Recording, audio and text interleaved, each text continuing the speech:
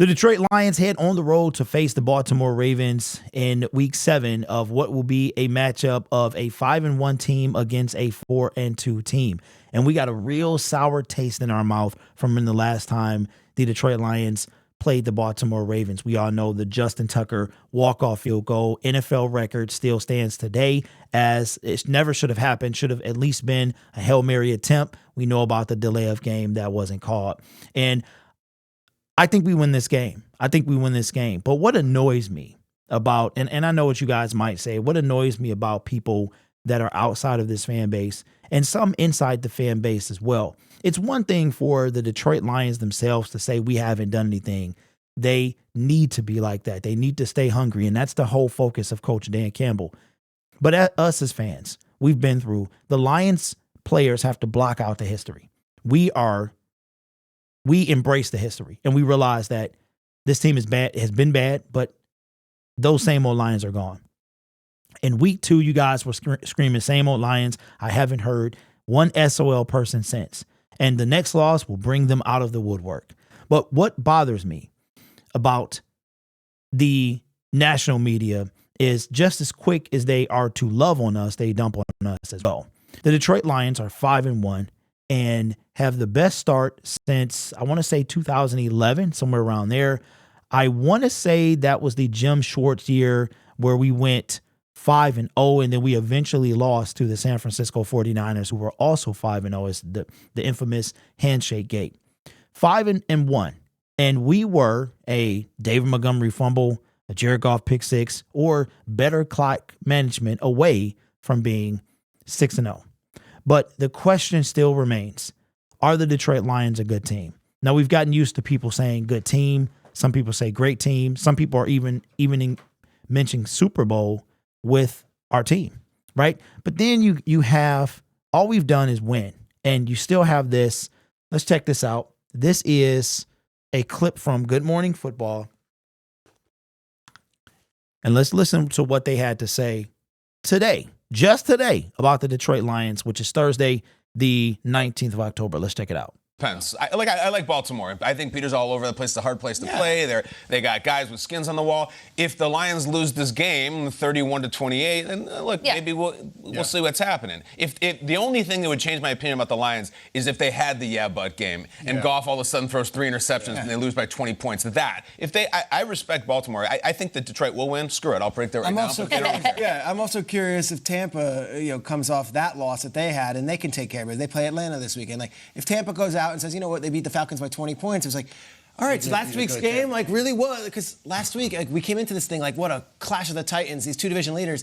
Tampa didn't show up, or did Detroit just bully them around so much that they made us think Tampa wouldn't belong? Yeah, I love this talk. I talked to a guy in the league this week, and I'm like, yo, Detroit is hot. There's people saying they're the number 1 team. They were like, They're like, well, Kansas City, week 1's a liar. 2 of their best players went out there. They're like, they played Seattle. Seattle hung 31 points on them. Since then, I'm like, who have they really played? None of these teams have had a good offense. So I look at this, and I do think it's a really good test. And I love what you're saying about the Ravens, because they're trying to transition into a drop-back passing team. It's taken a little while. Yeah.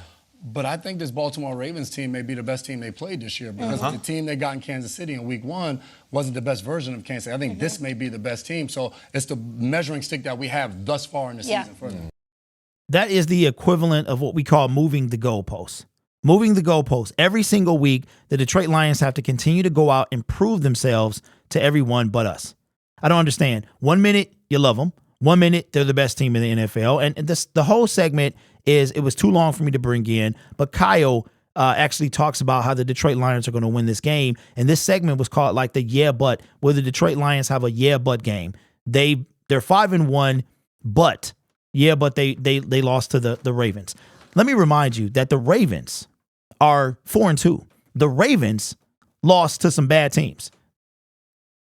I don't understand. So McCourty said, who did we beat? Who did the Detroit Lions beat? Okay, let's take Kansas City. They were down Travis Kelce and Chris Jones. Okay, first of all, not our fault, theirs. That's number 1. Second, we still beat the reigning Super Bowl champions with the greatest quarterback to currently be playing the game.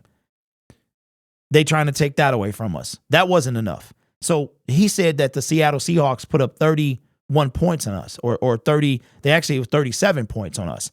but he minus the 6 because of the pick 6. Still counts as points. He didn't account for the bad time management that we were also a coin flip away from winning that game. Don't forget we were trailing that game and still came back to tie it up. We were losing by 10 with like 7 minutes left, something like that, and we tied it up. But we lost, so it's not. So who? And then he says, who have we played after that? That these teams didn't have a good offense. Let me remind you. Let's go back to week 3, shall we? The 2-0 Atlanta Falcons. We weren't supposed to beat them because they were 2-0. We were 1-1 at the time. Not good enough. We were supposed to lose. Bijan Robinson, I want to say was like the rushing attack was so stout, and we beat them.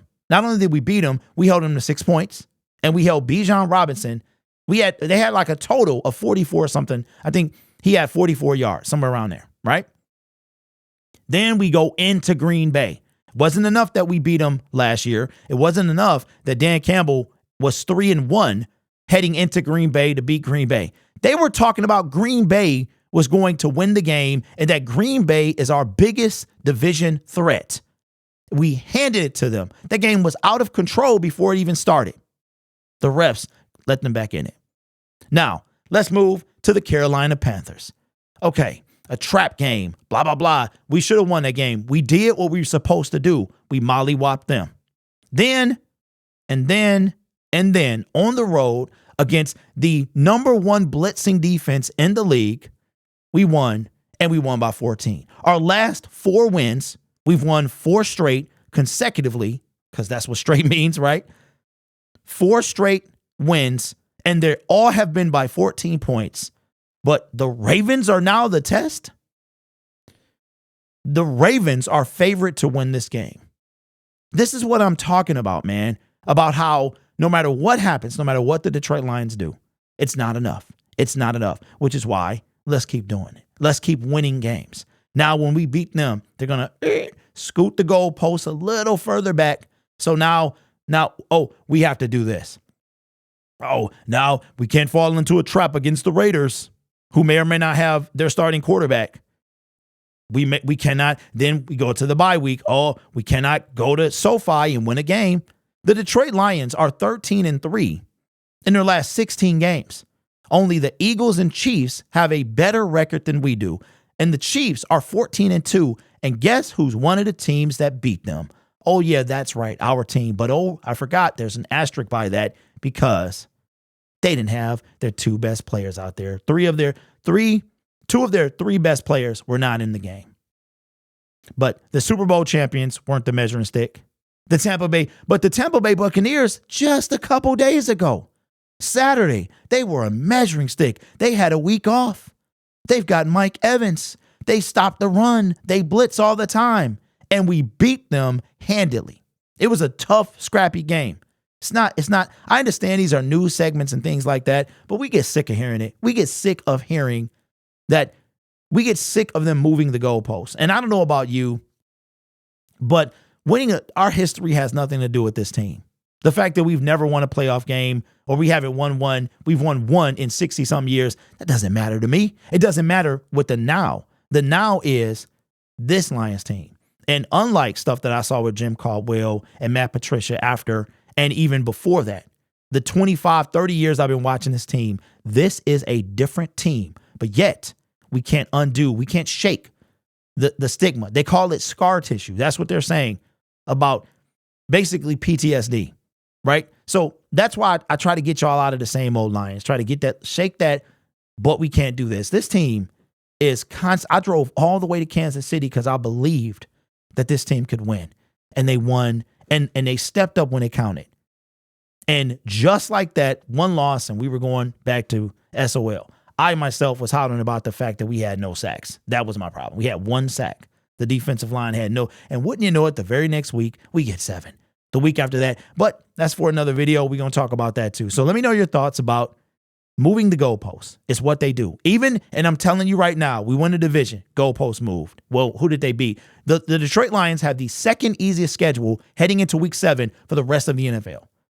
Basically a cakewalk to the play. Like, we're talking about number 1 seed cakewalk. And when we get there, if we're one and done, they're going to talk some more. If we beat, they beat this guy. It's never going to be enough. So let me know your thoughts in the comments below. You guys are awesome. Take care of yourself and each other. And as always, go Lions. Don't forget about the live stream watch party. I'm going to be pushing it pretty hard because today's Thursday. We're rounding it out. We had 30 tickets sold out of the making of this video, and we're trying to get to 40. So if you haven't, you can use promo code Detroit Lions to get 10% off your purchase, and I hope to see you there. Take care of yourself, and I'll see you next time.